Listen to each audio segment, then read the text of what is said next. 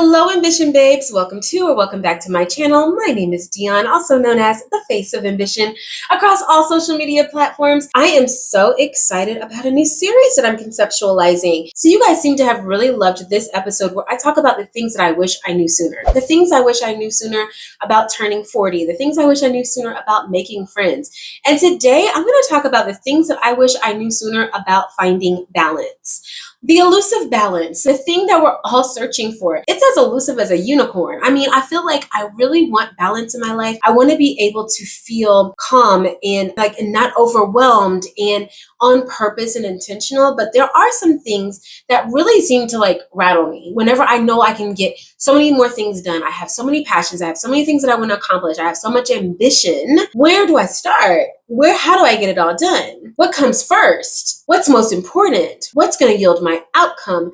Does it align with my goals? Does it align with my values? There's so many questions that happen whenever you think about being a multi-passionate individual and balancing all of those things in real life. And so today, as I do my makeup, I'm going to talk about some of the things that I have used and some of the things that I have learned that have helped me to be able to find balance as a multi-passionate individual. Because surprise, surprise, I don't just do one thing. I love YouTube and I love showing up in this space. I show up in a lot of spaces. And if you're not following me on those spaces, I need you to click all the links in the description and make sure you find yourself there today. But I do a lot of things because I'm passionate about a lot of things. And I know that I'm not alone whenever I say that sometimes it can just feel downright overwhelming. I know that I can do it all. I know that God has given me some unique talents and skills that He really wants me to be able to develop, but there is only 24 hours in a day. There's only a certain amount of time to be able to get all of the things done that I want to accomplish. So today I'm super excited about breaking down these 10 points. Got some notes over here. These 10 points while I do this really simple everyday makeup look. This is my go-to, wear it all the time. I used to be a makeup artist. I was a makeup artist for many years. And whenever I worked for MAC, we used to have to wear 8 to 10 products. Or maybe it was 10 to 12. It was a lot of products every single time we hit the floor. And I really, that was in my 20s whenever I was baby, 8 to 10, 10 to 20, count me in for 23. I got you. But, these days I've pared things back because I just don't have that much time to dedicate to putting on makeup every day. So today I'm going to show you my super simple everyday makeup look. This is also the look that I wear in most every single video that I create. It is something that makes me feel classy, pulled together. I feel very demure, very mindful, very intentional, honey. But it also doesn't have to take that long. If you've ever seen me do my makeup online before, please do not think it's going to take as long as it does on this video as it does in real life. This is probably a 10-minute makeup job, but somehow I cannot put on makeup and talk at the same time. You know what it is? It's because I talk with my hands. So I got to keep doing this every few minutes as opposed to putting on this primer. So the very first thing that I learned as a multi-passionate, multi-hyphenate woman that is trying to obtain balance is that you cannot do it without proper time management. You can try all you want, but you cannot outrun poor time management. In order to accomplish all of the things that you want to be able to achieve, and I believe that you can actually achieve them, you are going to have to make sure that you practice proper time management. Understanding what you're going to do. When are you going to do it? Organizing your priorities, monotasking your day, identifying which days you're going to work on which passion projects and get them done in a timely manner, setting a time limit for when that project's going to be done. You guys know how I feel about a planner, and it's the exact reason that I started the Ambition Planner is because as a multi-passionate entrepreneur, there was absolutely no way that I was ever going to be able to reach my most ambitious goals without being able to really focus on how I spent my time. One of the things that I used to absolutely love doing was creating really big, lofty goals and absolutely no action plan to get there. Part of really good time management is understanding exactly what I'm going to do and creating priorities around when I'm going to do those things. Number 2 is to actually reflect on what energizes you. I believe in seasonal passions. I've been passionate about so many things in my life. I've been passionate about the environment. I've been passionate about politics. I've been passionate about women. And all of those things have a season. Just like you probably never believed that I was a makeup artist and a bartender, you probably never would believe I started my professional career in politics. I was a political consultant and campaign manager for individuals from city council all the way up to US Senate. And let me tell you, I was super passionate about it while I was doing it. For maybe 10 years, I traveled almost every single day across whichever state I was working in order to help individuals to fundraise and campaign and knock on doors and kiss babies. In order to have that much dedication, you have to be super passionate about it. And then one day I wasn't. And I really went through a huge identity crisis after that because I felt like I was known as the girl who was super into politics, who helped candidates win, who was always fundraising, who enjoyed hobnobbing and networking. And if I wasn't those things and that wasn't my career anymore, who was I? That's why it's so important to reflect on what energizes you and be okay with the fact that what energized you a year ago or even last month may not energize you any longer.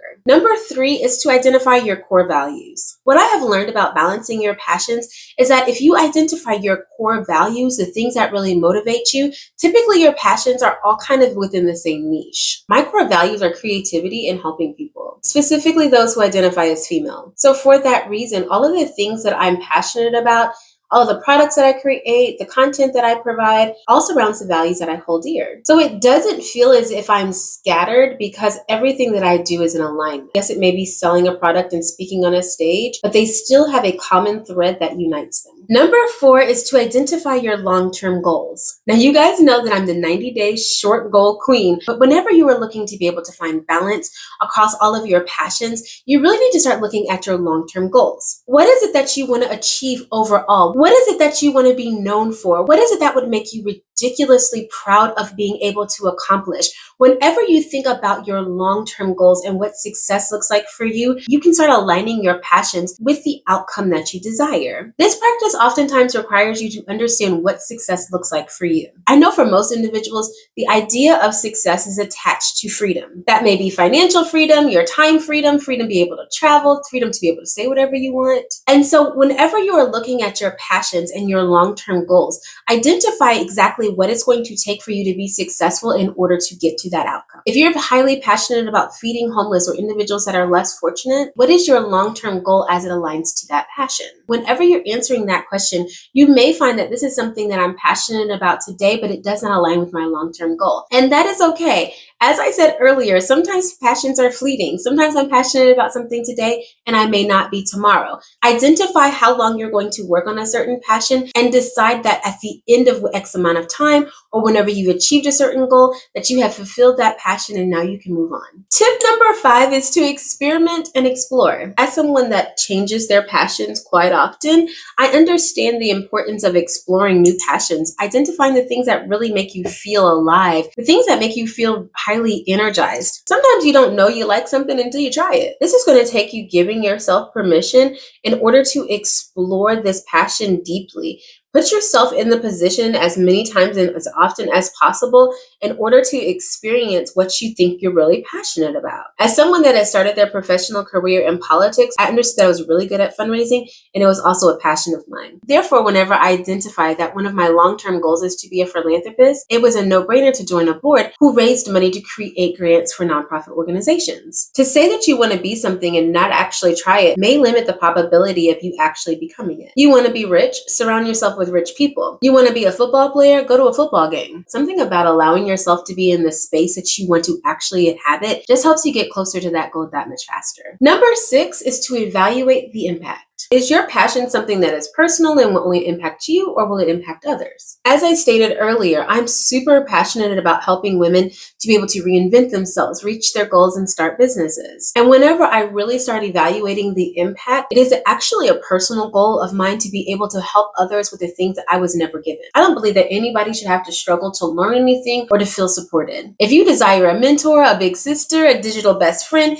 you got one in me. And I take this job very personally because I know it is something that I have always desired. I've been an entrepreneur for almost 20 years, and everything that I learned about being a business owner, I had to learn the hard way. So whenever I analyzed my impact, it was something that came to me just overnight that yes, you've been able to help 10, 15, 20 individuals in your small group consulting sessions. But what would happen if you took this a little bit larger, turned the camera around and turned it on and hopped on YouTube? Now I have the privilege of helping thousands of women every single day to reach their goals. It wasn't until I analyzed my impact that I realized that I could go bigger. Number 7 is to listen to feedback. There was a time that I was really passionate about event planning. I thought, sure, I've planned political events, I planned my weddings, surely I could be an event planner for other people. And the few opportunities that I had to do so, I thought went really well. But when I listened to the feedback, there were a few details that I overlooked. As a multi-passionate individual, I had to understand my strengths and weaknesses. I'm a person that sees the big picture, but I'm not a person that pays attention to all the details. So there was a simple solution. All I needed to do was surround myself with individuals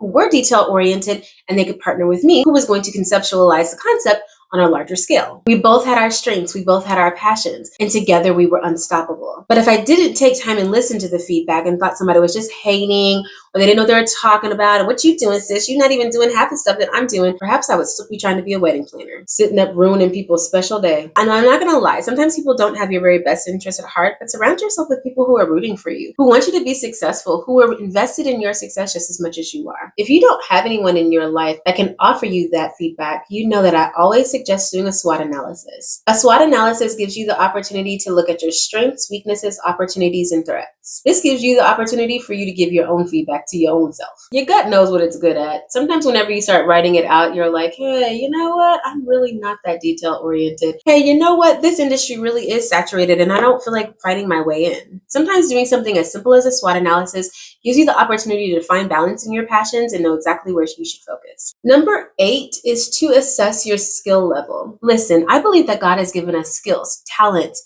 things that other individuals do not possess. I refuse to believe that the same God that made no single snowflake the same gave everybody the exact same talents. My talent is different than yours. We may be in the same genre, we may be in the same niche, but the way that you do it is different from the way that I do. We all have gifts, we all have talents, we all have the opportunity to be able to use the skills that God has blessed us with. Oftentimes we don't feel as if we're ready to be able to do a certain passion project or a job or a side hustle, or even branch out and become an entrepreneur because we've not really harvested those skills. Sometimes nurturing those skills means that you're going to have to go back to school, you're going to have to take a course, you're going to have to step outside of the things that you already know and say, I really want to know more so that I'm completely unstoppable. In order to have that feeling of like, I know I'm in my purpose, I know exactly what I'm doing, I know that I'm in the space and in the season that God intends me to be, sometimes we have to actually study, try, apply pressure. Okay, number 9 is really important because this is whenever you start prioritizing feasibility. Number 1 was time management, but now whenever you're really identifying what exactly that you should be working on, this is the opportunity for you to look at how feasible it is for you to actually accomplish this passion. Is it something that you should be working on right now?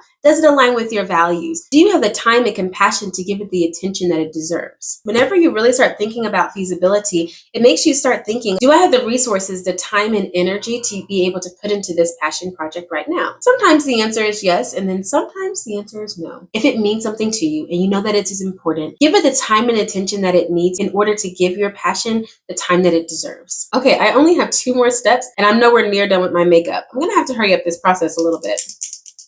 I hate to interrupt this video, but I figured I could show you how I use the goal setting section of the Ambition Planner better than I can tell you, while giving you a glimpse into how I romanticize my nighttime planning routine. The Ambition Planner is a very demure, very mindfully curated 90-day planner for ambitious women of faith.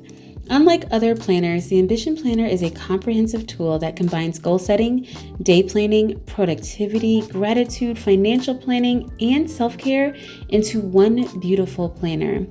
Starting with our intentional goal setting framework, we use the SMART goal methodology to help you write out 1 or 4 ambitious goals to complete in just 12 weeks. Every day, you will identify 1 action step that will help you get closer to your goal, and weekly, you have a dedicated space to check in on your progress. Our undated monotasking day planner helps you to focus on what truly matters while saying goodbye to overwhelm and hello to productivity. There is literally nothing sexier than a woman who manages her finances. And on our Level Up tab, you will support habit tracking and possibly my favorite tracker, our Quit It Challenge, while one of our most powerful tools is our guided gratitude journal and daily affirmation directory.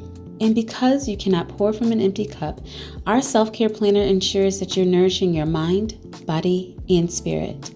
The Ambition Planner is more than just paper and ink.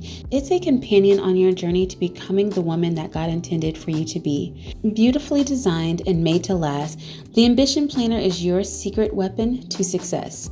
We are offering an exclusive promo code to all of our Ambition Babes. Enjoy 30% off your Ambition Planner plus free US shipping with promo code FOA30. Click the link in the description for more information, and don't forget to use your exclusive promo code FOA30 to get 30% off at checkout. Thank you to the Ambition brand for being an amazing sponsor of our community and for sponsoring this episode. Okay, so for any of my girls who like a more technical approach to being able to find your passion, I really want to challenge you to get to understand the concept of an ikigai. This concept is slated to help you to be able to identify your reason, your purpose. Why are you on this universe at this point in time? What are you supposed to be able to contribute to the individuals that you come in contact with? I absolutely love this concept because if you do this exercise correctly, you're answering these 4 questions that are really going to be able to help you define your greater purpose. When we talked about your core values, this is one of the things that are going to be able to help you to identify what your core value is, your reason, your purpose, what excites you and wakes you up every single day. And the concept is super easy. I'm going to definitely link a video below because I want you to be able to get much information about this process as possible. But a high level overview of it is that you are going to take 4 circles, intersect them in order to find your ikigai. So where they intersect is your ikigai. You're going to write out all of the things that you love, all of the things that the world needs. What are the things you get paid to do? And what are the things that you're good at? What you're going to find is that the things that you love and the things that you're good at, there are going to be some intersections there. And the things that the world needs and the things that you get paid to do, there are going to be some intersections there. But whenever you start to really look at the overall picture and the concept, it feels like they're binoculars, like they're coming into focus to be able to say, these are your values. This is your reason. This is what passion for you actually looks like. Whenever I did this exercise, I was completely blown away. I'm not even gonna lie, it low-key scared me because this simple practice helped me to be able to identify exactly what I was passionate about and the reason that I knew all along that I was placed on this earth. My goal, my mission, my ambition, the thing that drives me and my reason for living is to help women to reach their most ambitious goals. Now, that happens in a lot of different ways, but what really understanding exactly what my ikigai was, exactly what my reason and my purpose was, helped me to be able to utilize that as my nucleus to be able to create products and experiences that all fell in line with my reason and purpose. And the thing that was most amazing about being able to find my ikigai is that I no longer felt scattered. I no longer felt like I'm passionate about this today and not tomorrow. I wasn't overwhelmed by my reason and my skills and my knowledge. I knew exactly where to focus all of my talents. When it was time to network, whenever it was time to get paid for anything, I knew exactly what it was that I needed to be paid for because I knew it aligned with my purpose. Being a multi-passionate individual is hard because you feel like you're supposed to be doing all of those things all at one time. But being able to identify your nucleus and then creating the action plan, creating the goals,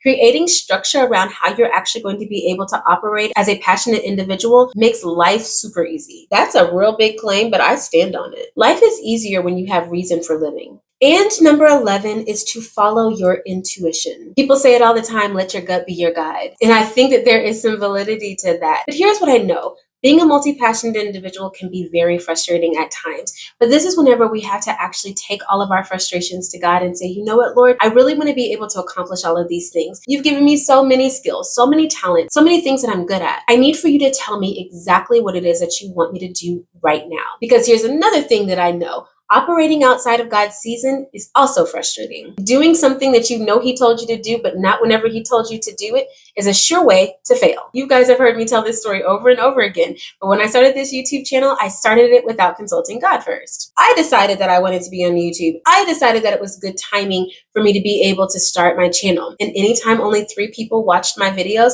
I felt like God was playing me. Like, why are you playing in my face? We discussed that we wanted to do this. But here's the deal, is that I prayed about it, but I didn't listen. When I talk about following your intuition, it's going to take you doing both praying and meditating. Prayer is a chance to talk to God. Meditating is an opportunity to listen. I don't know what your gut's telling you, but I do know that our Heavenly Father has plans for you. Listen, we stand on Jeremiah 29:11 around here. God's got plans to prosper you. He's got plans to give you hope in a future. Your passions are on fire in your belly for a purpose. What I want to encourage you to do is to talk to God about when it is that you're supposed to release those passions, when it is that you're supposed to earth them, how to nurture them, who needs to hear it, who's going to benefit from the passions and the skills and the knowledge that He's given you. doing. Ask God exactly when you're supposed to use the passions that He's gifted you with, and watch every single thing that you touch be blessed. Again, this ain't something that I read about. This is something that I know. Okay, guys, I'm a little excited about this new series that I think I want to start. What I wish I knew sooner is something that I feel like I say to myself almost every day. So you guys, what I knew sooner is something that I'm really thinking about making a normal series. It can just be like our little girlfriend talk. We can sit and talk while I do my nails or do my makeup or maybe cook. You can get all the details of what I used on my face in the description below. And you already know that I want to meet you in the comment section so that we can discuss all of the things that help you to be a multi-passionate individual just that much easier. You know what? There is one more tip that I want to offer you all. Whenever we're talking about time management, I really want you to consider how you split up your day. I'm not going to call this 11, but we're going to call it a bonus tip.